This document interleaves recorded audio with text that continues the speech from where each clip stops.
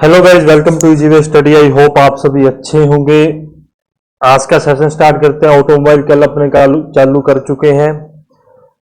Basic थोड़ा समझा था, मतलब क्लासिफिकेशन और उसके कंपोनेंट्स के बारे में समझा था कल की क्लास में। तो आज अपने जो एक बेसिक स्ट्रक्चर था वहां से चालू करेंगे। जो कंपोनेंट्स है उसको ही अपने लोगों ने पढ़ना है, जो अपने सिलेबस में दे रखे हैं उसके अकॉर्डिंग। आज अपने बात करेंगे चेजिज, फ्रेम और बॉडी के बारे में। परंतु उससे पहले आप सभी को थोड़ा सा आईना दिखा रहा है मेरे को। आईना इन द सेंस में बताता हूं। पहला एक एमसीक्यू ये रहा, ठीक है। आगे चलता हूं, ये तीनों एमसीक्यू मैं यहां लगा रहा हूं। दूसरा एमसीक्यू ये रहा। जो लोग अपना पढ़ाई में समय नहीं दे रहे हैं उनसे मेरी निवेदन ही है, मैं उनको क्या कह सकता हूं, आप लोग प्लीज यार पढ़ाई में समय दीजिए।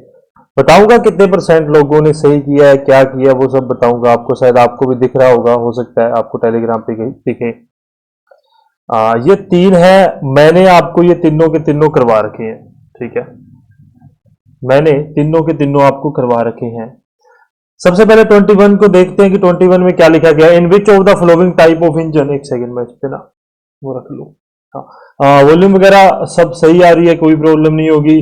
अपने मूव ऑन करते हैं। In which type of the following type of the engine the inlet and exhaust valve are fitted in the cylinder head. मैंने आपको लिखवाया था निम्न में से किस प्रकार के इंजन में प्रवेश व निकास वाल्व, ठीक है, प्रवेश व निकास वाल्व को सिलेंडर शीर्ष में फिट किया जाता है। मैंने आपको लिखवाया था कि IH प्रकार में अपने क्या करते हैं, दोनों बोथ वाल्व को अपने क्या सिलेंडर हेड में फिट करते हैं। मैंने ये चीज आपको करवाई थी। आपके पास पीडीएफ होगी, आप वो पीडीएफ खोल के देख सकते हो। कल मैंने ये चीज देखी तो मेरे को पता है कि मैंने आपको करवा रखी है। तो इसका आंसर इसका आंसर होगा वो मैं सीधा लिख देता हूं। मैंने जो करवा रखा है आपको मैंने पहले ही समझा चुका था। ये जो है इसका आंसर होगा, ठीक है। अच्छा, अब मैं मूव करता हूं टेलीग्राम पे। तो क्या आंसर है इसका? 2 नंबर 21 का आंसर है। मैंने आपको वही बताया, 21 का सिर्फ 47% ऐसे बच्चे हैं, सिर्फ 47% ऐसे बच्चे हैं जिन्होंने इसका मतलब सही आंसर दिया है। तो आप खुद सोच लीजिए आपकी पोजीशन का है, सिर्फ 47% ना। आधे से कम बच्चों ने इसका गलत आंसर दिया है। उसके साथ में 77 लोगों ने यदि इसको देख रखा है, यदि 77 लोगों ने देखा तो सिर्फ 17 लोगों ने ही क्यों आंसर दिया, मेरे को सबसे पहले तो ये बता दो यार। आप लोग पढ़ने के लिए आए हो, आप कहते क्विज दो, क्विज दे रहे हैं, तो इतने लोगों को देखने के बाद भी सिर्फ 17 लोग ही दे रहे हैं। मुझे उम्मीद है जिस प्रकार से अपनी क्लासेस चलती है कि 40 से 50 बच्चे डेली जो है अपने साथ जुड़े हुए हैं, एक्टिवली जुड़े हुए हैं। अभी वो 40-50 भी नहीं अगर रिप्लाई दे रहे तो आप खुद सोचिए आपकी हालत और आपकी पोजीशन क्या है, कि आपको जो पढ़ाया जा रहा है या तो वो पढ़ नहीं रहे हो या आप उस चीज को डिले कर रहे हो। वो आपकी मर्जी है। देखो, मेरा काम आपको समझाना है। आगे चलता हूं। Which one of the following statement is false. निम्न में से कौन सा कथन गलत है ना।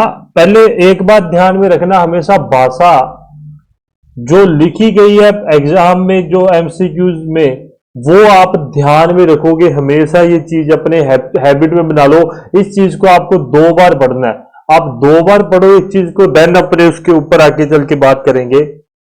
देन उसके बाद में आप जो ऑप्शंस है उनको पढ़ो। निम्न में से कौन सा स्टेटमेंट गलत है? सबसे पहली बात ये कह रहा है, इन 2 स्ट्रोक इंजन, 2 स्ट्रोक इंजन में the working cycle is complete in 1 revolution of crank. मतलब क्या कह रहा है ये, मैं यहां कर लेता हूं। हाँ, दो स्ट्रोक इंजन का कार्य चक्कर क्रैंक के एक चक्कर में पूरा होता है। ये बिल्कुल सही है, ये सही है। मैंने आपको बता रखा है 1 रेवोल्यूशन है, एक चक्कर में ये क्या करता है, पूरा मतलब एक पावर साइकिल कंप्लीट होती है, एक पावर साइकिल कंप्लीट होती है 2 स्ट्रोक इंजन में। बिल्कुल आपको क्यों, क्योंकि 2 स्ट्रोक का मतलब ही है कि 2 बार जो पिस्टन है वो टीडी से बीडीसी की तरफ मूव करेगा। जो क्रैंक है वो एक बार ही घूमेगी। ये बिल्कुल सही बात है। उसके आगे मैं बात करूं, thermal efficiency of 2 stroke engine is less than the 4 stroke engine. क्या है, द्वि स्ट्रोक इंजन की तापीय दक्षता चतुर स्ट्रोक इंजन से कम होती है। इसको भी होल्ड में रखो, मैं आपको बताता हूं, क्योंकि ये और ये ऑप्शन अपने को देखनी है।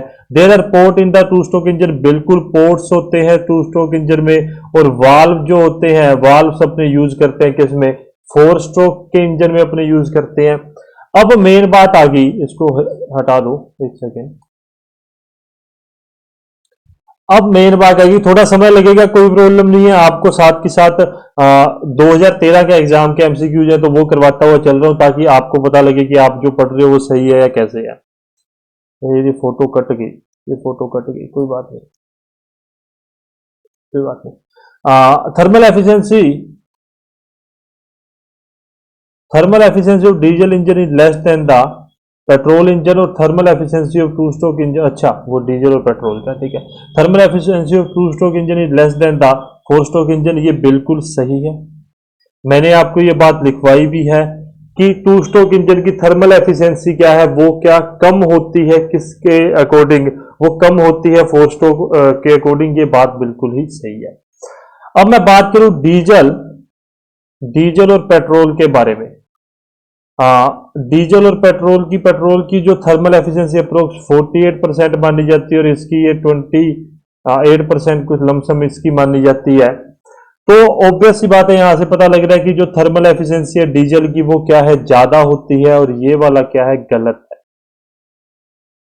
गलत है ये ऑप्शन, इस बात को आप ध्यान में रखोगे। आपको हर एक बात मैंने करवाई हुई है, लिखवाया हुआ है, साथ के साथ आपको थर्मल एफिशिएंसी किसकी कितनी है, तो ये जो है ये अपना गलत होगा। गलत इन द सेंस आंसर तो राइट होगा। अब आ गया सबसे अच्छा, उस पर फिर मूव करते हैं भाई, फिर रुक जाओ। हाँ, तो क्या आंसर था अपना उसका, पीछे वाले का अपना आंसर था 4 नंबर। अब हालत आप खुद अपनी हालत देख लीजिए एक बार, कि आपके सामने अगर ऑप्शन दिए गए हैं तो सिर्फ 31% ऐसे बच्चे हैं, क्योंकि जो ऊपर वाला था वो डायरेक्ट अपने एग्जाम में पूछ लिया गया था, कि डायरेक्ट फॉरवर्ड उसका एग्जाम में पूछ लिया गया, तो इसलिए आपको पता लग गया कि हमने वन लाइनर पढ़ा हुआ है। परंतु मैं बात करूं 22 नंबर की, तो 22 नंबर में सिर्फ 31% ऐसे बच्चे हैं जिन्होंने सही आंसर दिया, बाकी आप खुद अपनी हालत देख लो। 69% बच्चों ने गलत आंसर दिया है। मुझे नहीं पता उसके पीछे क्या रीजन है क्या नहीं है, पर आप खुद सोचिए आपकी आप कहां पर स्टैंड कर रहे हो, आपकी हालत क्या है, आप खुद इस चीज को देखिए, क्योंकि ये जो एमसीक्यू है ये मॉडरेट टाइप का, जहां पर आप कंफ्यूज होगे, और ये ऐसे एमसीक्यू पक्का अपने एग्जाम में आएंगे, वो चीज आप ध्यान में रखना।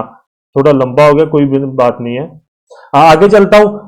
सिंपल सी एक बात मैंने कही थी, यदि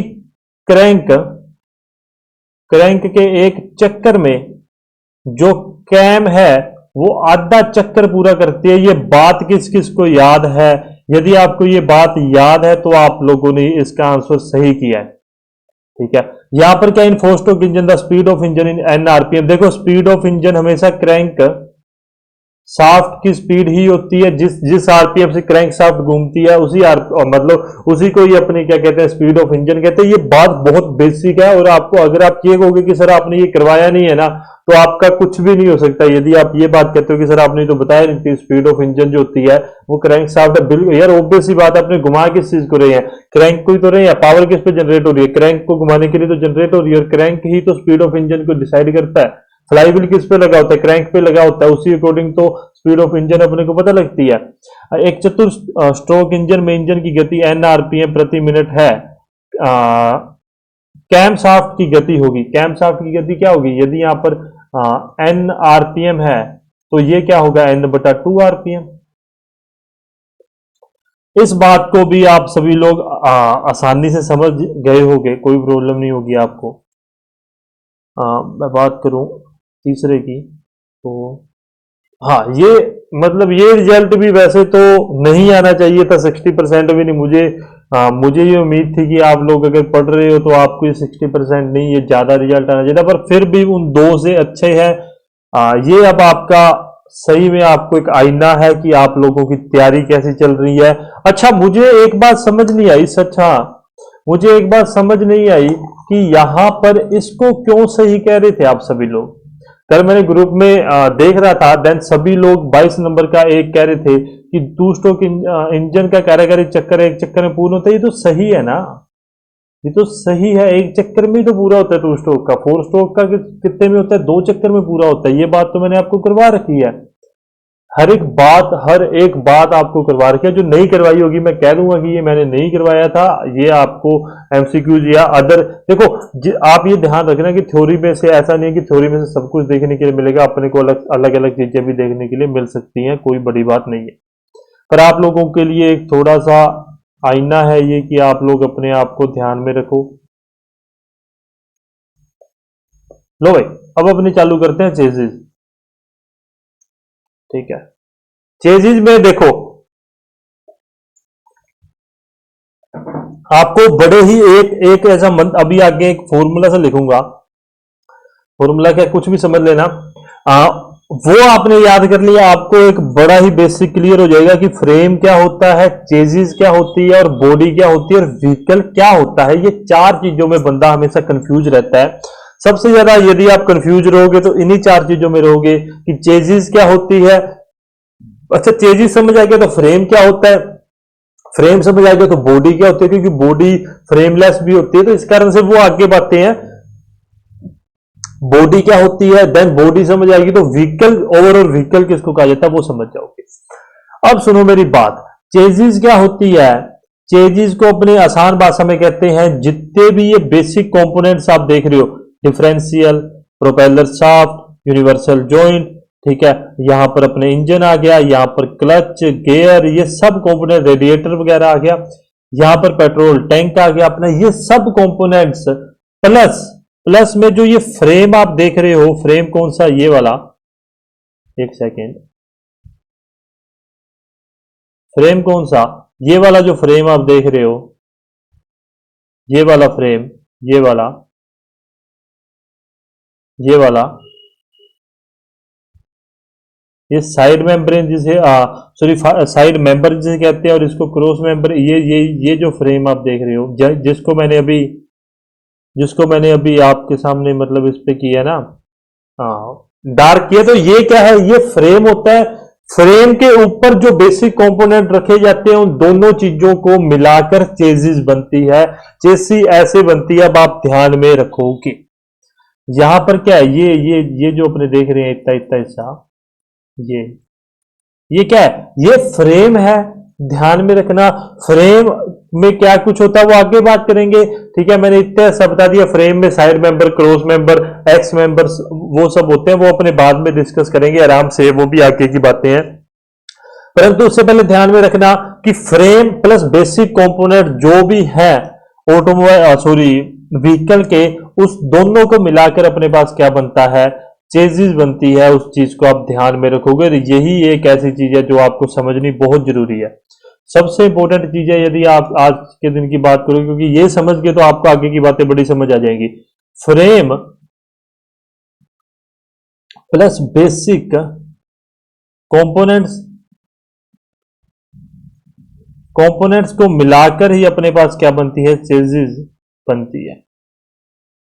ठीक है, फ्रेम और बेसिक कंपोनेंट्स को मिलाकर ही अपने पास क्या बनेगा? चेजिस बनेगी। इस बात को आप गौर में रखना कि फ्रेम प्लस बेसिक कंपोनेंट्स कौन कौन से होते हैं, मैं आगे आपको एक चार्ट में दिखा दूंगा तो वो आप समझ जाओगे।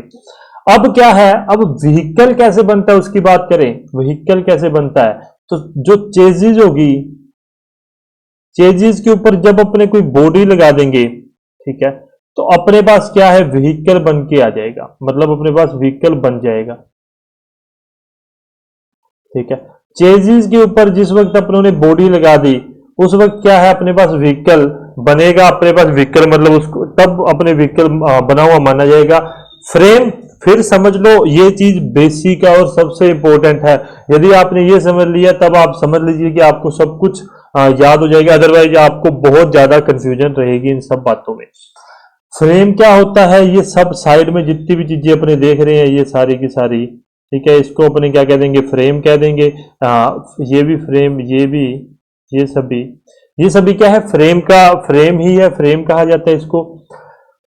और फ्रेम के ऊपर जब बेसिक कंपोनेंट लगा दिए जाते हैं उसको चेजिस कहा जाता है। इस बात को आप ध्यान में रख लेना, बस इतनी बात है। सबसे अच्छी बात आपको समझा दी आज के दिन की, जो आपके काम में आने वाली है। आगे डिस्कस करूं, सेकंड नंबर, ये है कुछ बेसिक और मेन कंपोनेंट्स। ठीक है, मेन कंपोनेंट्स में कौन कौन सी चीजें आती हैं उसके बारे में डिस्कस करूं। फ्रेम आ गया, frame, suspension, steering, engine, clutch, gear box, radiator, propeller shaft, wheel, rear front spring and shock absorber, differential, universal joint, braking system, battery, fuel tank, electrical system, silencer, shock absorber, fuel tank, petrol and hydraulic pipe, cable and some mean of mounting these components. Basically आपको ये बात बताऊं कि जितने भी components और chassis frame को मिला के अपने पास चेजिस बनती है, इतनी बात में आप समझ जाओगे। याद करना हो तो कर लेना, बाकी आपकी मर्जी है। आगे चलता हूं, आगे चलते हैं। ये भी यदि आपको लगता है आपको याद करना चाहिए तो बिल्कुल करना। कैरेक्टरिस्टिक क्या होनी चाहिए, गुण की बात करूं, गुण कौन कौन से होने चाहिए, कि मतलब उसके जो चीज को डिजाइन किया जाए एक अच्छे परफॉर्मेंस में, उसके कौन कौन से गुण होने चाहिए। फास्ट पिकअप होनी चाहिए, मतलब पिकअप उसकी फास्ट में, strength, stability, durability, dependable, easy to control, quickness, मतलब शांत होना चाहिए वो, शांत मतलब आवाज ना करे, speed, power, accessibility, economy of operation, lower centre gravity, ये सब कुछ चीजें हैं जो बच्चों वाली बातें हैं, आपको याद करनी है कर लेना, अदरवाइज छोड़ोगे तो छोड़ते हुए चले जाना, ये कोई भी नहीं पूछेगा आपसे। ठीक है, मेरा काम था आपको बताना, इसलिए मैंने इस चीज को लगा दिया, ये पूछा कहीं कहीं भी किसी भी एग्जाम में नहीं जाएगा आपसे। चेजिस के बारे में समझ गए हो, जो इसके बेसिक कंपोनेंट्स है वो अपने आगे आने वाले समय में वही सब कुछ पढ़ेंगे, उसका आपको कोई टेंशन नहीं है। अपने कोशिश रहेगी आज और कल, मेरे ख्याल से कल या मैक्सिमम परसों तक, थर्सडे तक अपना ये पूरा हो जाएगा पहला टॉपिक। जो इंजन पोजीशन वगैरह वो तो एक दिन में मैं आपको कंप्लीट करवा दूंगा। ये मैं देखता हूँ कितने टाइम में, ये अगर आज या कल 2 दिन में कंप्लीट होगा या आज के दिन में ही कंप्लीट होगा, वो अपनी स्पीड पे डिपेंड है, अपने आराम से पढ़ेंगे, जल्दबाजी नहीं है। अच्छा सच, हाँ, कल ट्वीट आया था उपेंद्र यादव जी का, तो उसके बारे में डिस्कस करना भूल गया। उन्होंने कहा है कि बोर्ड में विज्ञप्ति जा चुकी है, तो बोर्ड में विज्ञप्ति जा चुकी है तो नवंबर तक नोटिफिकेशन आने का चांसेस हैं। तो अभी देखो फाइल पहुंच चुकी है, तो कब तक नोटिफिकेशन आता है उसके बारे में अपने देखते हैं। अभी कुछ कह नहीं सकते इस चीज के बारे में, कुछ भी नहीं कह सकते, किसी को कुछ नहीं पता, ना एक्सपीरियंस, ना लाइसेंस, ना कुछ और बातों का, तो इसलिए आप प्लीज वेट कीजिए, अपनी पढ़ाई पे फोकस कीजिए। वैसे मैंने एक चीज नोट किया है, मैं जब भी ये सोचता हूँ ना कि हाँ आप थोड़ा सा क्लास को स्लो डाउन कर देते हैं, उसी दिन कुछ ना कुछ कोई ना कोई ऐसा नोटिफिकेशन आ जाता है कि मुझे वापस से उस चीज को मतलब फुल बूस्ट पे चलाना पड़ता है वापस से। अच्छी बात है वैसे ये, बहुत अच्छी बात है। क्या है, बच्चों वाली बातें लिख रहा हूँ, यह चेजिज का एक मेन पार्ट है, का एक मेन पार्ट है, क्योंकि बहुत आप में से मैं तो पर्सनली बहुत कंफ्यूज होता है कि चेजिस और फ्रेम में अंतर क्या होता है, मुझे पहले ये बता दो। तो अभी वो अंतर आपको क्लियर हो गया होगा कि चेजिस क्या होती है और फ्रेम क्या होता है। फ्रेम क्या है, चेजिस का ही एक हिस्सा है। फ्रेम के ऊपर सभी कंपोनेंट्स को माउंट किया जाता है, मतलब रखा जाता है, जोड़ा जाता है, और उससे ही चेजिस निकल के आती है। मैं बात करूं चेजिस के सभी पार्ट्स फ्रेम पर ही माउंटेड होते हैं।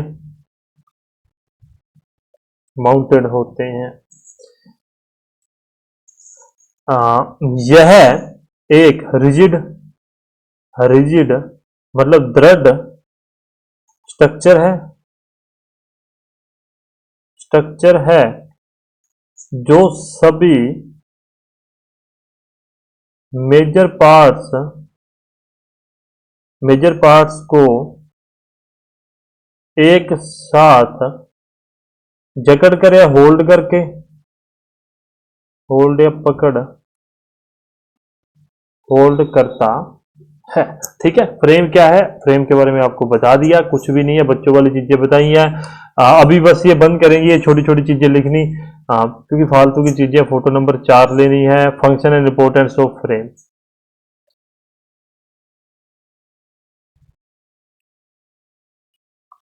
देखो हिंदी वाले परेशान ना हो, ठीक है, कोई ज्यादा लंबी चौड़ी इंग्लिश नहीं देते हैं, मतलब नहीं दी हुई है, वो इतनी बेसिक इंग्लिश है जो आपको आनी चाहिए। यदि नहीं आती तो आप कैसे इंग्लिश का पेपर पास करोगे, मुझे ये बता दो।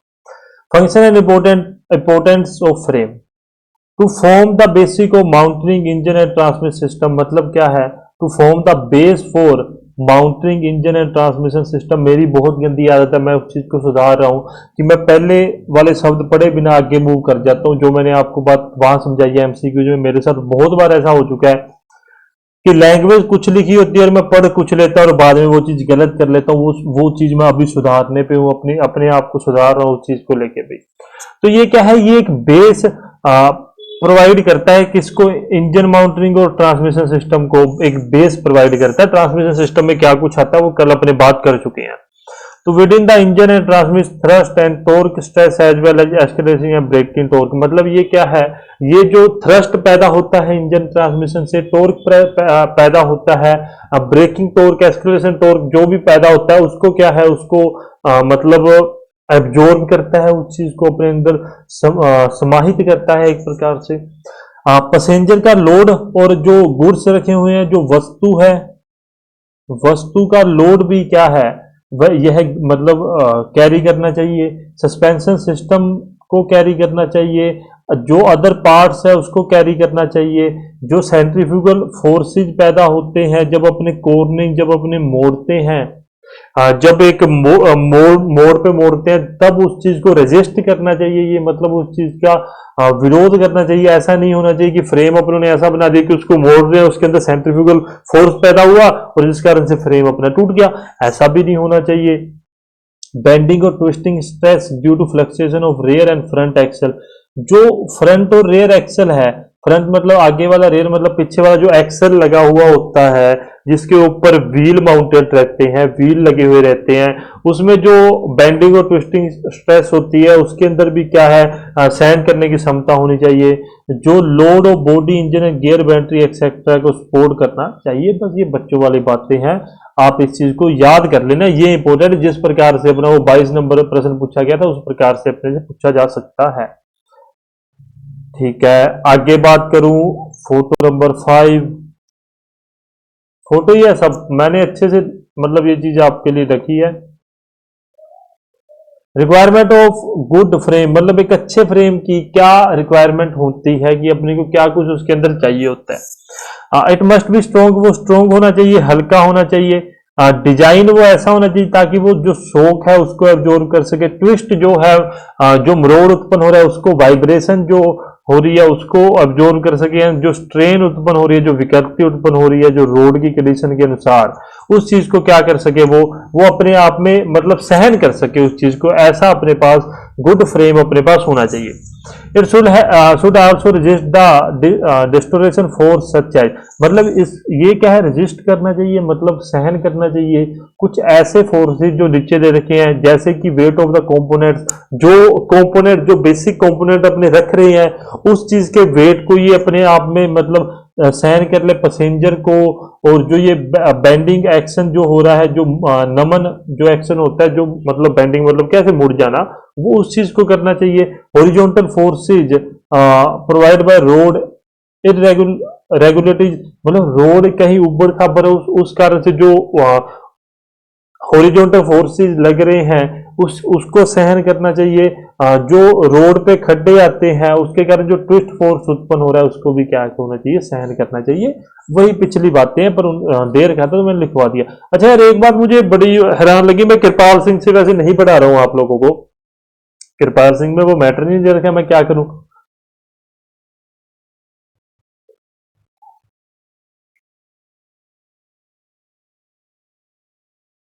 कृपाल सिंह में वो मैटर ही नहीं दे रखा जो अपन को चाहिए, सही बताऊं तो आपको।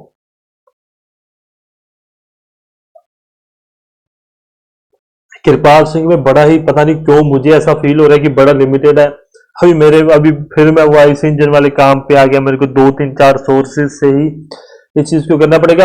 हो सकता है मैं सीधा बात बताऊं, मैं फ्राइडे को ना क्लास लूं, क्योंकि मुझे 3 या 4 दिन चाहिए। मुझे दिवाली की सफाइयां करनी है घर पे मम्मी के साथ में। देखो जो जो है वो मैं आपको बता देता हूँ। सफाइयों में मुझे लगना है सफाइयाँ करने के बाद में फिर अपने क्लासेस लेंगे, क्योंकि मुझे घर पे पेंट वगैरह भी करना है, खुद लगूंगा वो करने के लिए। उसके बाद में कमरों वगैरह की सफाई सामान। अब आपको ये चीज़ तो बताने की जरूरत नहीं है, इस चीज़ में समय नहीं खराब करूंगा कि क्या सफाई, कैसे सफाइयाँ होती है और क्या होता है। ये क्या है, एक टिपिकल कार फ्रेम है। ये आप जो सामने देख रहे हो ये है एक टिपिकल कार फ्रेम, जिसके ऊपर क्या है, ये इसका फ्रंट हिस्सा है और ये इसका रेयर हिस्सा है, फ्रंट और रेयर। ध्यान में रखना, ये जो मेम्ब्रेन देख रहे हो साइड मेम्ब्रेन, ये तो है साइड मेम्ब्रेन। किस कैसे बने होते हैं मैं वो भी बताऊंगा आपको, मतलब किस किस सेक्शन से बनते हैं, चैनल, ट्यूबुलर, बॉक्स, वो मैं बताऊंगा। ये है एक्स मेम्ब्रेन। मैं थोड़ा पेन चेंज करके देखूंगा। ये जो आप देख रहे हो ये है एक्स मेम्ब्रेन।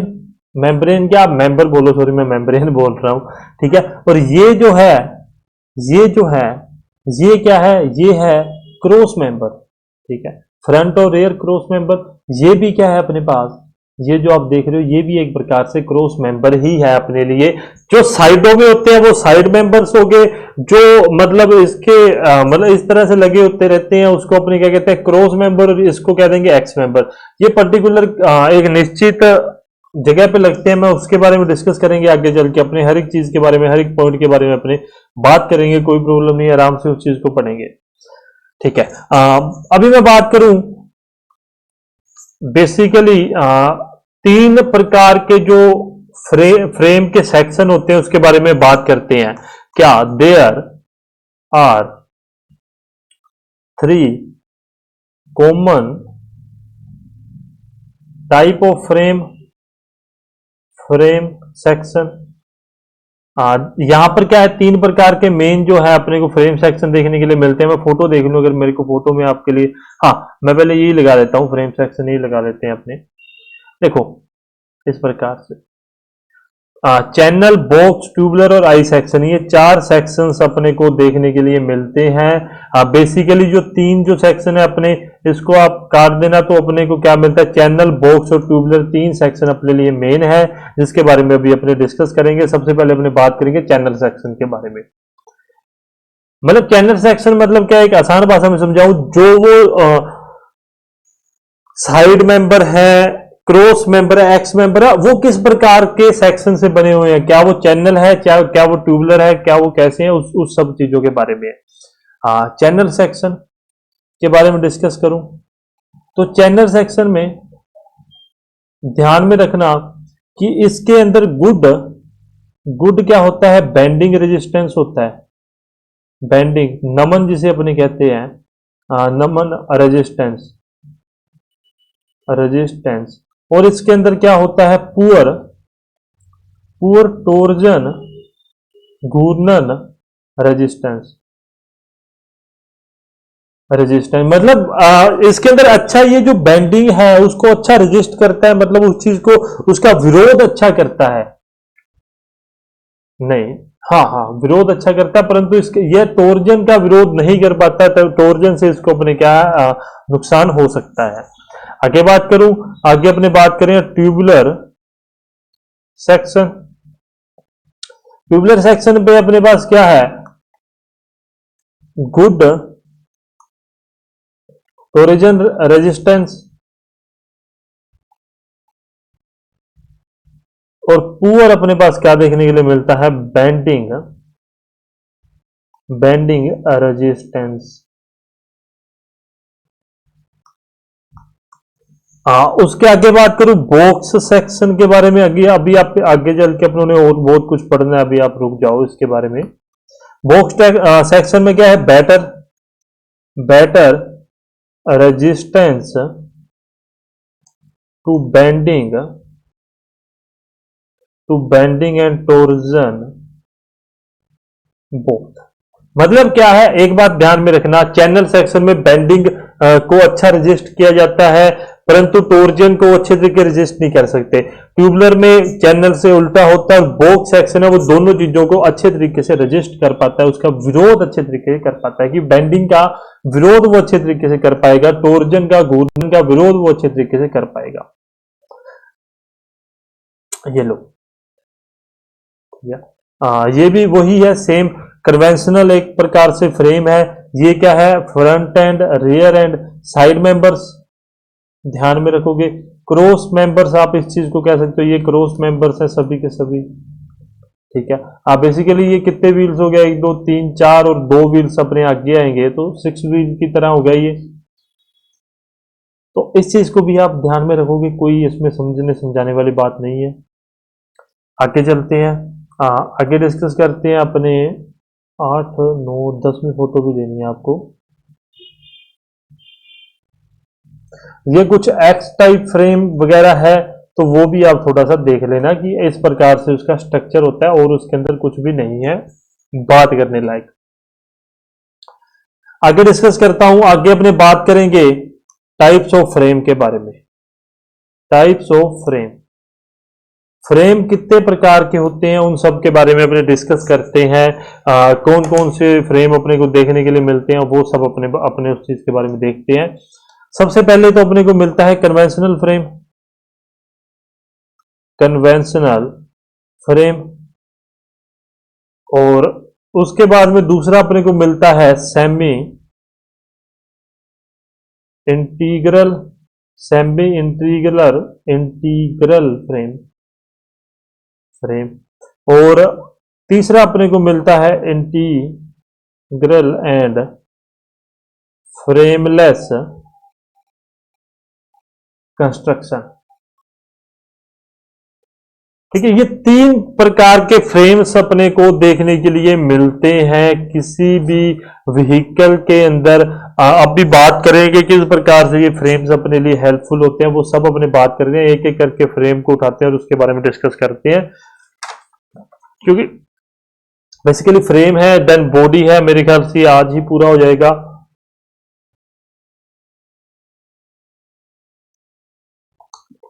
टाइम लगेगा थोड़ा सा। सबसे पहले फोटो लेके आते हैं, फोटो लेके आनी है 11 नंबर। बड़ी अच्छी फोटो है, बड़ी ना, मतलब मेरे को ये फोटो इतनी पसंद है। ये नहीं है RS कृपाल सिंह में, ऐसा कुछ भी नहीं मिलेगा आपको, ठीक है। ये किस प्रकार का है, तो ये है कन्वेंशनल फ्रेम। मतलब कन्वेंशनल फ्रेम एक नाम से ही इंग्लिश वालों को तो समझ आ गया होगा, कुछ ऐसी चीज जो बड़ी यार सदियों पुरानी है, बस वही चीज है कन्वेंशनल, मतलब वही चीज जो सदियों पुरानी है, नाम से समझ आ रहा है। देखो ये जो नीचे इतना इतना हिस्सा देख रहे हो ना, ये तो है इसका फ्रेम, ठीक है। देन ये जो आप ऊपर ऊपर इतना हिस्सा देख रहे हो, ये है इसका बॉडी, मतलब ये सेक्शन लगे सेक्शन हो गया, ये दोनों चीजें विंडो होगी, ये छत होगी, ये इंजन के लिए हो गया, रेडिएटर वगैरह के लिए रखने के लिए हो गया, और ये फ्रंट वाला सेक्शन हो गया, बच्चों वाली चीज है। ये बात आप समझ जाओगे, थोड़ा सा डायग्राम ना समझ नहीं आएगा इसलिए मैं आपको बता रहा हूं, ठीक है। तो होता क्या है, वही बातें सब पुरानी कि फ्रेम है, ये फ्रेम है नीचे वाला, ये फ्रेम है। फ्रेम के ऊपर क्या है, फ्रेम के ऊपर अपने बॉडी को फिटेड करते हैं, इसको ही अपने कहते हैं कन्वेंशनल फ्रेम एक प्रकार से। इसके बारे में लिख देता हूं, जो बातें लिखने वाली हैं वो बातें अपने लिख लेते हैं। इसको कहा जाता है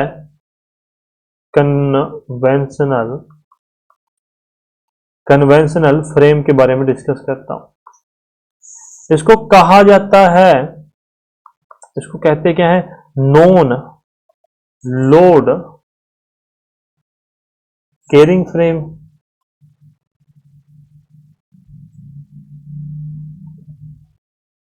आगे बात करूं, इस प्रकार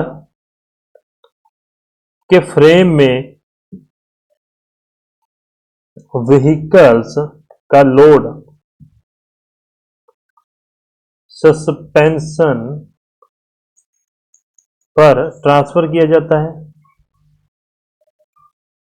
किया जाता है, इस बात को आप ध्यान में रखेंगे, ठीक है साहब। आगे चलते हैं, आगे बात करूं मैं, टोटल फ्रेम को व्हील एक्सल पर माउंटेड किया जाता है, पर माउंटेड किया जाता है, इस बात को भी आप ध्यान में रखोगे। एक बात ध्यान में रखना, कि जो बॉडी और फ्रेम के बीच में अपने क्या करते हैं, रबर माउंटिंग का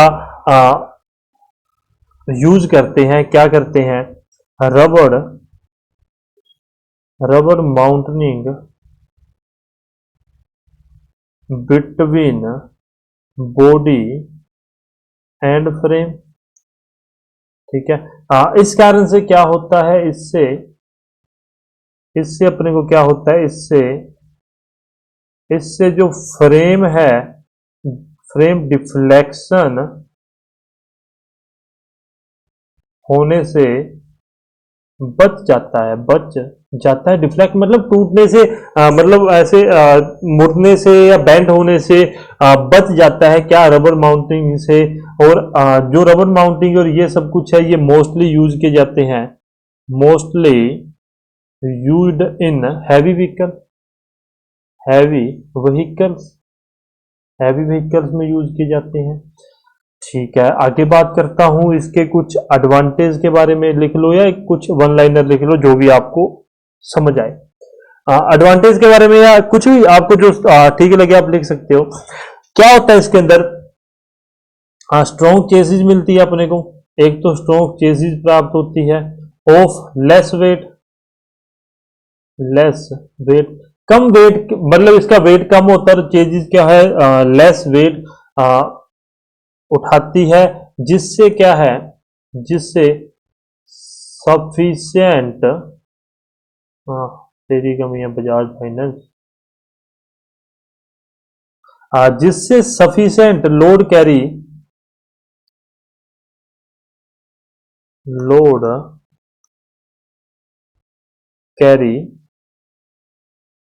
किया जा सकता है। इस बात को भी आप ध्यान में रखोगे।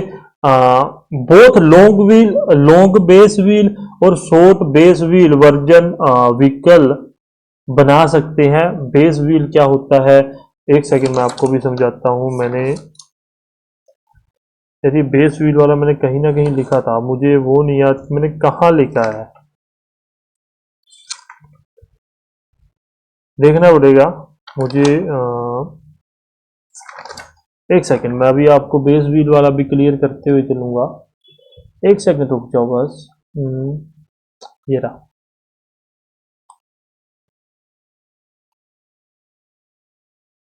ये मैं वैसे आके भी बता दूंगा। देखो, ये जो दो टायर्स हैं, ठीक है, इन दोनों के मध्य की जो दूरी होगी उसको तो कहेंगे व्हील बेस। ठीक है, इन दोनों के मध्य की दूरी अपने उसको क्या कहेंगे, व्हील बेस। तो ये जो लाइन अपने ने पढ़ी थी अभी, अब मैं लिख दूंगा वो लाइन। तो उस लाइन में क्या कहना चाह रहा है, उस लाइन में ये कहना चाह रहे हैं कि जो कम व्हील बेस है, चाहे वो लंबा व्हील बेस है, दोनों प्रकार के अपने क्या कर सकते हैं, दोनों प्रकार में जो कन्वेंशनल फ्रेम है अपने उसका यूज कर सकते हैं। अच्छा, और यहां पर इस व्हील और इन दोनों व्हील के मध्य की दूरी को व्हील ट्रैक कहा जाता है। इन दोनों बातों को आप ध्यान में रख लोगे। ठीक है, मैंने यहीं पे इस फोटो को अपने लगा के रखते हैं। आगे चलता हूं, आगे बात करेंगे। दोनों long and short wheel base version vehicle बना सकते हैं। ठीक है, दोनों प्रकार के अपने वर्जन को बना सकते हैं। आगे चलता हूं, जो क्रॉस सेक्शन है इसका, cross section of frame, cross section area जो फ्रेम का है वो क्या है, वो चैनल,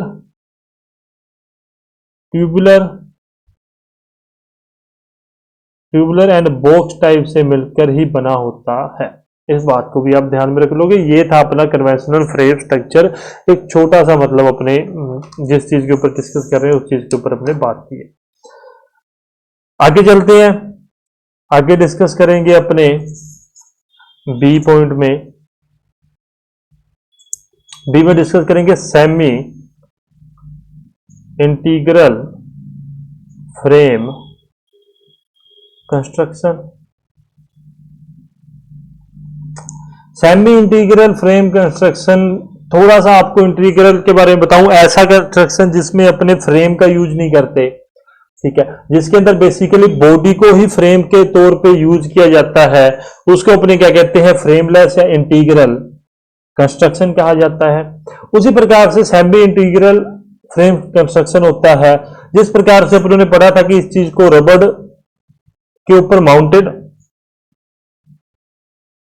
बॉडी को और फ्रेम के बीच में अपने रबड़ माउंटिंग का यूज करते हैं, परंतु इसमें ऐसा ना हो कि इसको रिप्लेस कर दिया जाता है कि थ्रेड माउंटिंग से एक स्टेप माउंटिंग से अपने इसको क्या करते हैं, रिप्लेस कर देते हैं। जिससे क्या है, इससे क्या होता है, जो फ्रेम है उसका कुछ पार्ट जो है वो बॉडी में ही, मतलब बॉडी से ही अपने कवर कर लेते हैं, ठीक है, कि मतलब ये नहीं है कि अपने को फ्रेम की ज्यादा आवश्यकता पड़ती है, अपने बेसिकली बॉडी के ही पार्ट्स को फ्रेम की तरह यूज कर लेते हैं। अब आप कहोगे सर कैसे, कि आप कैसे कह सकते हो कि अपने फ्रेम के ऊपर तो इंजन रख रहे हैं, गियर रख रहे हैं, क्लच रख रहे हैं, ये सब कुछ अपने फ्रेम के ऊपर रख रहे हैं। अगर आप उस चीज को हटा रहे हो, फ्रेम को यदि आप हटा रहे हो, तो आप कहते हो सर बॉडी के ऊपर, बिल्कुल हाँ, बॉडी के ऊपर ही सब कुछ रख दिया जाएगा। बॉडी के अंदर ही ऐसा मतलब स्ट्रक्चर, उसका जो बेस है, उसके बेस को इतना मजबूत बना दिया जाएगा, ठीक है, उसके बेस को मतलब अपने इतना मजबूत बना देंगे बॉडी के, ताकि वो पूरे जितने कंपोनेंट्स है उसका भार जो है वो सहन कर सके। कई जगह पे क्या है, अपने बॉडी के नीचे कुछ मतलब जो है साइड मेंबर्स वगैरह लगा देते हैं, ताकि जैसे इंजन का वेट है जो बॉडी है वो सहन कर सके। कार अपने पास जितनी भी फोर व्हीलर कार्स हैं उसके अंदर फ्रेमलेस कंस्ट्रक्शन ही देखने के लिए मिलती है, इंटीग्रल देखने के लिए मिलती है। और सेमी इंटीग्रल से आप समझोगे कि फ्रेम को ज्यादा नहीं पर कुछ फ्रेम का यूजेस कम कर दिए जाते हैं, उसको दृढ़ तौर पे ही अपने क्या है, ऐसे नहीं रबड़ के साथ उसको दृढ़ तौर पे ही अपने उसको बॉडी को फ्रेम के साथ जोड़ते हैं। और बेसिकली इस प्रकार के जो फ्रेम कंस्ट्रक्शन है ये इंडिया में नहीं, ये यूरोपियंस और अमेरिकन कार्स में अपने को देखने के लिए मिलता है, ये इंडियन में नहीं मिलता है। इंडियन में अपने पास कन्वेंशनल और जो ज्यादातर अभी चल रहे हैं जो फोर व्हीलर वगैरह में, वहां पर अपने को फ्रेमलेस देखने के लिए मिलेगा।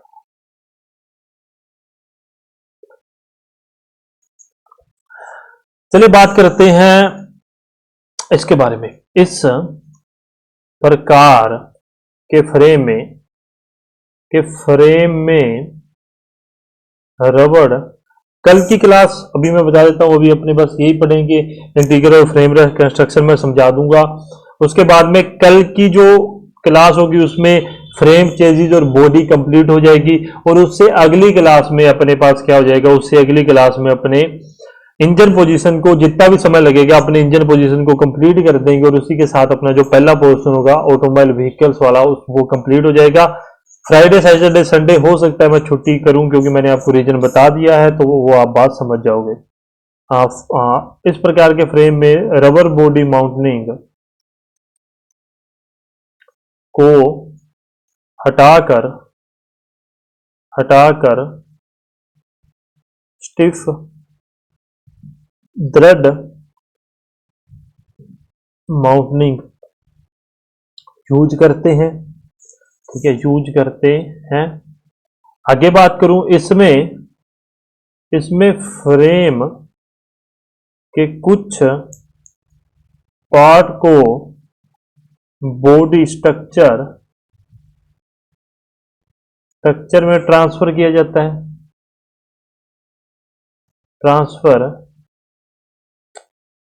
मैंने आपको बताया था ना अभी, मैं भूल गया था, मेरे साइड में उसको सब मेंबर्स कहते हैं। सब मेंबर्स क्या होते हैं कि जो बॉडी के नीचे अगर अपने को फ्रेम लगाना होता है तब अपने उसको यूज करते हैं, सब फ्रेम भी कह देते हैं उसको।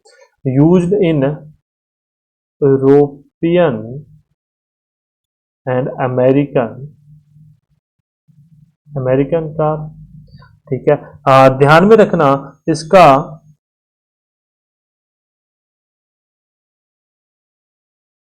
कंस्ट्रक्शन, इसके जो कंस्ट्रक्शन है, ये जो बनता है इसका कंस्ट्रक्शन हैवी होता है। कन्वेंशनल, मेरी फोटो आ रही होगी कोई बात नहीं, कन्वेंशनल टाइप के मुकाबले। ठीक है, इसका कंस्ट्रक्शन हैवी होता है कन्वेंशनल टाइप के मुकाबले। वैसे थोड़ी मोटी लैंग्वेज इधर उधर करनी होगी होगी या कोई बात नहीं। आगे बात करते हैं अपने, डिस्कस करेंगे अभी किसके बारे में, तो अपने डिस्कस करेंगे थर्ड जो है integral, integral and frameless construction. उसकी फोटो नहीं है जो अपने पास सेमी इंटीग्रल है। तो फोटो वगैरह मैं दिखा देता हूं, कल ही अपने इन सब चीजों को लिखेंगे, ध्यान में रख लेना। फ्रेमलेस चेसिस कंस्ट्रक्शन, अभी रुक जाओ, एक आगे चलता हूं। 11 है,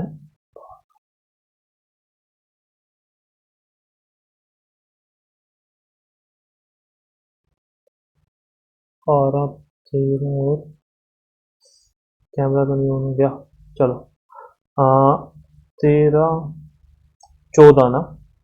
हाँ देखो ये बस है, ये तो बस का फ्रेमलेस कंस्ट्रक्शन देख रहे हो आप, आपके गौर करोगे तो। अच्छा, अभी समझते हैं इस चीज को पहले। जैसे बस बस ही अपने सामने खुली हुई, तो बस से ही इस चीज को चालू करते हैं। इसमें कोई भी फ्रेम नहीं है यहां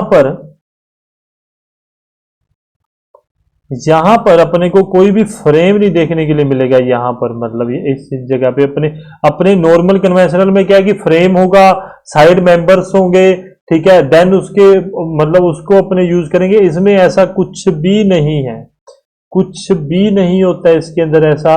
बेसिकली क्या है, इस पूरे स्ट्रक्चर को यहां पर टायर्स के ऊपर या एक्सल के ऊपर या सस्पेंशन के ऊपर आप मान के चलिए कि सस्पेंशन के ऊपर इस पूरे स्ट्रक्चर को अपने क्या कर देते हैं, माउंट कर देते हैं। पूरे के पूरे बॉडी को, इसमें फ्रेम नहीं चाहिए। यहां पर आपका इंजन आ जाएगा, ठीक है। यहां पर ये देखो, यहां पर अपने यहां पे आप देख रहे हो, तो ये पूरा जितना स्ट्रक्चर है इसमें फ्रेम की आवश्यकता ही नहीं है। इसको बनाया ही इसी अकॉर्डिंग किया कि अपने को किसी प्रकार का भी फ्रेम चाहिए ही ना हो। इस बात को समझना जरूरी है। फ्रेमलेस कंस्ट्रक्शन में अपने सबसे बड़ी कंफ्यूजन क्या आती है अपने दिमाग में कि सर फ्रेमलेस कंस्ट्रक्शन तो बना दिया कि उसमें बॉडी में ही अपने सब कुछ रख देंगे, परंतु फिर भी फ्रेम को अपने यूज करते हैं सपोर्ट देने के लिए। तो सपोर्ट की बात मैंने आपको समझा दिया है कि बॉडी के अंदर यह देखो, ये इंजन बड़ा नीचे से अपने सब कुछ निकाल देंगे। यहाँ पर डिफरेंशियल वगैरह आ जाएगा, पीछे अपने फ्यूल टैंक आ जाएगा, ठीक है, यहाँ पर फ्यूल टैंक वगैरह आ जाएगा। सब कुछ जो है वो बॉडी के अंदर ही माउंटेड होगा। ये हेड है, ये फ्रंट जो अपने वो खोलते हैं डिग्गी सी, वहां पे जहाँ पे इंजन लगा होता है वो है। ये रेयर डिग्गी है, तो ये पिछले वाली साइड है, ये भी खिड़कियां वगैरह है। ये बम्पर वगैरह है, इसके फ्रंट बम्पर और रेयर बम्पर। तो ये सब चीजों से आपको एक बात समझ आ रही है कि फ्रेमलेस में क्या होता है कि फ्रेम नहीं होता है। इसको जितने भी कंपोनेंट्स है उसको बॉडी का स्ट्रक्चर इसी प्रकार से बनाया जाता है कि अपने को फ्रेम की आवश्यकता ना पड़े। और कार्स जितनी भी अपने को देखने के लिए मिलती है, बेसिकली उसके अंदर अपने को यही सब कुछ देखने को मिलेगा। आगे चलता हूं, आगे और डिस्कस करते हैं। अभी आप यहां भी देख पा रहे हो कि यहां पर अपने पास क्या है, इंजन की जगह है, ठीक है। यहाँ पर अपने क्या कर सकते हैं, यहाँ पर अपने किसी प्रकार का ये लोड उठाने के लिए यहाँ पर अपने को बॉडी के अंदर एक मेंबर दे दिया जिसे सब मेंबर कहते हैं। मैं अभी कल की क्लास में वो आपको अच्छे से समझा दूंगा, मुझे अभी दिमाग से वो स्किप हो रहा है। स्टब मेंबर पर सब मेंबर, इन दोनों में से एक कहते हैं, वो मैं कल बता दूंगा आपको, ठीक है। ये न्यूट्रल एक्सिस वगैरह, मतलब ये तो नॉर्मल सी बात है कि ये व्हीकल की न्यूट्रल एक्सिस है। तो मतलब बेसिकली क्या है, एक्सेल्स पे, एक्सेल के ऊपर सस्पेंशन होता है, तो उसके ऊपर एक्सेल के ऊपर अपने क्या पूरी बॉडी को रख देते हैं। बॉडी रखने के बाद में उसके अंदर कंपोनेंट्स को रखा जाता है। इसको कहते हैं फ्रेमलेस कंस्ट्रक्शन। इसके बारे में अपने कल नोट डाउन करेंगे, ध्यान में रखना, कल अपने इसके बारे में डिस्कस करेंगे। आज नहीं, कल की बात है, कल अपने इसको लिखेंगे। आज आपने ये बातें समझ ली होंगी। जल्दबाजी नहीं करेंगे, आराम से चल रहे हैं। आपको एक हफ्ते का समय मांगा था, एक हफ्ते में नहीं तो मुझे दिवाली के पास में छुट्टी करनी पड़ेगी। मुझे काम है तो नॉर्मल सी बात है, काम है तो वो करना ही पड़ेगा। अब घर वालों को कैसे कह सकता हूँ, तो मैं 2 या 3 दिन की छुट्टी लूंगा। हो सकता है मैं फ्राइडे को भी क्लास ले लूं, सैटरडे संडे को कर लूं, क्योंकि चक्कर ये है कि मुझे अपना कमरा भी साफ करना है, सामने घर है तो वहां कली भी करनी है, सफाई भी करवानी है। 3 या 4 दिन मुझे चाहिए होंगे। ये होगी फ्रेम के बारे में आज की डिस्कशन। कल से अपने अलग वो स्टार्ट करेंगे। अच्छा, देखो कहाँ गया अपना, ये रहा classification completed, component of their functions completed. इसके अंदर कंपोनेंट्स में अपने एक्सेल्स पढ़ेंगे, वैसे एक्सेल अपने पावर ट्रांसमिशन में भी आएंगे, पर यही अपने पढ़ लेंगे। लेआउट ऑफ चेंजेस कंप्लीटेड हो गया। फ्रेम अपने कर रहे हैं, फ्रेम अपने को करना है, बॉडी अपने को करनी है। कल की क्लास में अपने वो हो जाएगा। Alternate of engine position, front wheel, rear wheel और 4 व्हील ड्राइव। ये अपनी क्या है, ये अपना परसों की क्लास में हो जाएगा। ठीक है, 2 दिन के अंदर, 2 डेज के अंदर अपने पास क्या है, ये ऑटोमोबाइल व्हीकल अपना कंप्लीट हो जाएगा। आज मैंने पावर ट्रांसमिशन का क्लच पूरा कर लिया, और अब बहुत फालतू की चीजें हैं। आप ये समझ लीजिए कि अब से जब अपने क्लच चालू कर देंगे, उसके बाद में आप ये हैबिट छोड़ देना कि वीडियो को स्किप करके देखोगे, क्योंकि मैंने एक चीज नोट की है कि मैं क्लच के सिर्फ आपको वर्किंग समझाऊंगा, लिखवाऊंगा नहीं उसकी वर्किंग को, क्योंकि वर्किंग हमेशा सब्जेक्टिव में पूछी जाती है। वर्किंग समझाऊंगा, जो ऑब्जेक्टिव बनेंगे मैं वही लिखवाऊंगा। ये बात ध्यान में रख लेना। आप कर रहे हो, मुझे वो चीज तो पता है, कोई प्रॉब्लम नहीं है, मुझे आज तक मैंने कहा भी नहीं इस चीज को, परंतु आप करते तो उस चीज से मैं अवेयर करवा दूंगा आपको भी, कि जब भी अब अपने पावर ट्रांसमिशन या आगे ऑटोमोबाइल भी पढ़ेंगे तो अपनी कोशिश ये रहेगी जो वर्किंग है उसको थ्योरी में कंप्लीट करवा दिया जाए, और जो उसके एमसीक्यूज बनते हैं, जो इंपॉर्टेंट लिखने वाली चीजें, उसी को ही लिखवाया जाए। वर्किंग वगैरह को मैं नहीं लिखवाऊंगा, वर्किंग सिर्फ आपको मैं समझाऊंगा। ये बात ध्यान में रख लेना। हाँ, आपको वर्किंग लिखवाई जाएगी। जो अपने क्लच की बात करें तो क्लच में जो सिंगल प्लेट क्लच है, जहां से एक बेसिक चालू होता है, वहां की लिखवाने के बाद में जितने भी आगे मल्टीप्लेट क्लच है, चाहे वो ड्राई है चाहे वो वेट है, कौन क्लच, सेंट्रीफ्यूगल, सेमी सेंट्रीफ्यूगल हो गया, पॉजिटिव क्लच हो गया, हाइड्रोलिक क्लच हो गया, इलेक्ट्रोमैग्नेटिक क्लच हो गया, इन सब की आपको वर्किंग समझाई जाएगी, लिखवाया नहीं जाएगा। इस बात को आप ध्यान में रख लेना। अभी भी मैं यही कर रहा हूं। अभी ये देखो क्लच पैडल की स्टिफनेस वगैरह पहुंचा हूं, मतलब ये पूरा हो चुका है। ये मेरे पास वो बुक है, शुक्र है इस बुक नहीं होती तो फिर तो रगड़े जाते। यहाँ पर भी मैं क्लचीज को ही पढ़ रहा था अभी आपके लिए, प्रॉपर्टीज ऑफ क्लचीज, और उसके साथ में material of sorry friction material वगैरह को किया है। अब देन अपने मूव हो जाऊंगा मैं अभी गियर बॉक्स के ऊपर। मतलब अगर पावर ट्रांसमिशन अभी क्लचेज मुझे लगता है 3 दिन में आपके पूरे हो जाएंगे। अच्छा ठीक है, आज की बात समझ आ गई। 21 का 2 नंबर था आंसर, मैं फिर बता देता हूं, इसका 4 नंबर आंसर था। उससे आगे चलूं तो इसका n/2 था। आगे चलता हूं। आज के जो एमसीक्यूज है अपने पास, एक तो ये है 24 नंबर। सुनो, मैं आज आपको आपके पास पता नहीं मुझे पेपर है नहीं है, मैं पर आपको 2013 का ये एग्जाम पेपर आपको सेंड कर दूंगा। ठीक है, हाँ सेंड कर दूंगा। सेंड करने के बाद में मैं सिंपल पोल रखूंगा कि 24, 25 और 26 तीन ही एमसीक्यूज दे रहा हूं। इन तीनों एमसीक्यूज के आंसर क्या होंगे, रिपीट आएंगे। मैं कह रहा हूं आपको इसमें से 5 नंबर के आपको रिपीटेड प्रश्न देखने के लिए मिलेंगे। इस बात को ध्यान रखना। हो सकता है लैंग्वेज अपने को इधर उधर थोड़ी मोटी देखने के लिए मिल जाए, परंतु वो बेसिकली वो अपने को रिपीटेड देखने के लिए मिलेंगे। तो आज का जो प्रश्न है एक तो ये है, ठीक है, कि जो भी है आपको पता है, जो देखना चाहता है वो मैं आपको दिखा देता हूं। एक तो 24 नंबर आपको, आप उतनी देर अपने हिंदी में इंग्लिश वाले देख लें इस चीज को रोक कर। ठीक है, 24 नंबर। देन अपने नीचे चलते हैं, हिंदी वालों को भी दिखा देते हैं। हिंदी वाले भी इस चीज को देख लें, रोक ले, यहाँ पे अपनी वीडियो रोक ले और आप अपने आप अपना आंसर दीजिए 24 नंबर का। आगे चलता हूं। यार कमेंट में किसी का भी कल आंसर नहीं आया, मुझे वो चीज सही नहीं लगी है, तो प्लीज आप कमेंट में आंसर दीजिए। अच्छा, वैसे मैं पढ़ूं इस चीज को तो, flywheel of 4 wheel engine is lighter as compare to that of two stroke engine of the same power. ठीक है, ये चीज मुझे समझ आ गई है। Flywheel of multi cylinder engine is heavier as compare to single cylinder engine for the same power. ठीक है, ये दोनों चीजें मुझे समझ आ गई हैं। ये बात मैंने आपको करवा रखी है, ये मैंने अलग से करवाई थी क्योंकि मैंने ये एमसीक्यू पढ़ा था, तो मैंने इस चीज को अलग से ही आपको लिखवाया था, मुझे ये बात तो याद है। मैंने आज नेट नहीं बंद किया, कोई बात नहीं। अच्छा, दूसरी बात करूं मैं, 25 नंबर आपको करना है। विच one of the following is note the function of piston rings. Piston ring आपको करवा रखी है मैंने, पिस्टन रिंग आपको करवा रखी है। यार एक इंजन लाइनर बच गया अभी मेरे दिमाग से ना, अभी इतना स्किप हो रहा है। इंजन लाइनर बच गया, वो मैंने आपको करवाना है। ठीक है, बेसिकली इंजन लाइनर क्या होता है मैं आपको थोड़ा सा एक ओवरव्यू बता दूं, अभी बताता हूं। ये इंजन है, ठीक है, सॉरी ये सिलेंडर है, सिलेंडर लाइनर इसको कहते हैं बेसिकली। तो यहां पर क्या है, अपने ना यहां पर लाइनर लगा देते हैं। जब पिस्टन इसके अंदर मूव करता है, जब पिस्टन इसके अंदर मूव करता है तो जो घिसेगा वो क्या है, लाइनर ही घिसता है। ठीक है, सिलेंडर का कास्ट आयरन का बना होता है तो मेटल नहीं घिसता है, लाइनर घिसेगा। लाइनर घिसेगा तो उस चीज को अपने चेंज भी कर सकेंगे। ठीक है, इसीलिए लाइनर को लगाया जाता है ताकि मेटल टू मेटल कांटेक्ट होके किसी प्रकार का ऐसे ना हो कि टेम्परेचर ज्यादा होगा मेटल जल जाए। इस प्रकार के लिए अपने इंजन लाइनर को लगाते हैं। सिलेंडर में दोनों साइड पे पिस्टन जिसके ऊपर रगड़ता है तो उसको अपने क्या कहते हैं, सिलेंडर लाइनर कहते हैं। इसमें पूछा गया कि जो पिस्टन रिंग है उसका कार्य नहीं है ना, नहीं, ये बात ध्यान में रखना। तो जो नहीं है वो आप पढ़ लीजिए, मुझे एक बार इसको पढ़ना होगा, मैं देखता हूं आपको मैंने करवा रखा है या नहीं करवा रखा।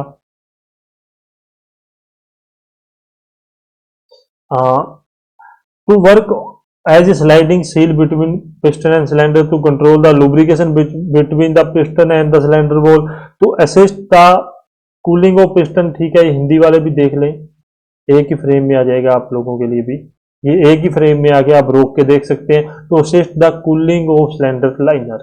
ठीक है, ये भी प्रॉपर लैंग्वेज में नहीं करवा रखा मैंने, पर आपको आना चाहिए, जो चीज आनी चाहिए वो चीज आनी चाहिए, ये चीज तो सिंपल सी बात है। अच्छा ठीक है, select the correct opinion of for the function of deflector on the piston of two stroke engine.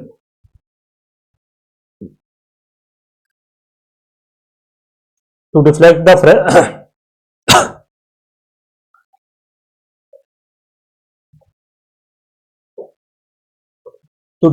the fresh charge toward top at the time of entrance, ये भी हो सकता है। To force out the burning acid toward exhaust port, ये भी हो सकता है। To increase the strength of the piston top, ये भी हो सकता है। तो 26 नंबर आप देख लेना, ये 3 है, 24, 25 और 26। ठीक है, आपको पोल दे दिया जाएगा, आपको करने हैं और उसके बाद में अपने डिस्कस करेंगे। हिंदी वाले यहां से रोक के देख सकते हैं, हिंदी वालों के लिए भी मैंने लगा दिया। तो यहीं पर अपने सेशन को एंड भी करेंगे।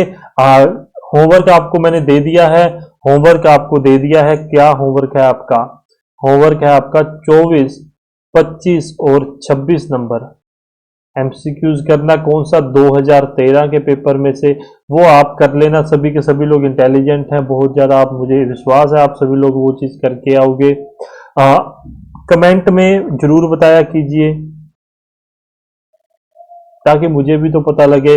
ठीक है, पोल भी मुझे अच्छा लगा, वो चीज मुझे सबसे अच्छी लगी है कि आपको पोल दे दिया जाए, वहां पर परसेंटेज भी पता लग जाते हैं। यार इतने जो जने हैं जो हमारे पास विद्वान बैठे हैं वो सब पता लगता है। चलो, वीडियो अच्छी लगी लाइक कमेंट शेयर करना, सब्सक्राइब करना। इजी वे स्टडी ऑफिशियल से अपना टेलीग्राम ग्रुप है, आप ज्वाइन कीजिए, वहां पर पोल रखा जाता है। प्लीज आप सभी, अगर आपको आता है नहीं आता वो एक अलग बात है, तुक्का मत मारा करो। मेरे को पता है कि कुछ बच्चे ऐसे भी होंगे 10% जिसने ऐसे मार दिया, तुक्का मार दिया। ठीक है, सही गलत बात की बातें हैं। वैसे मैंने इसको सही गलत के अकॉर्डिंग पोल नहीं रखा है क्योंकि मैं मल्टीपल नहीं देना चाहता था, नहीं तो मेरे पास ऑप्शन है कि मैं आपको आंसर वहीं पे ही बता दूं, क्योंकि कल अपने डिस्कस करेंगे तब अपने को पता लगेगा। प्लीज लाइक कमेंट शेयर करना, सब्सक्राइब कर लेना। इजी वे स्टडी, आपका दिन अच्छा रहे, धन्यवाद।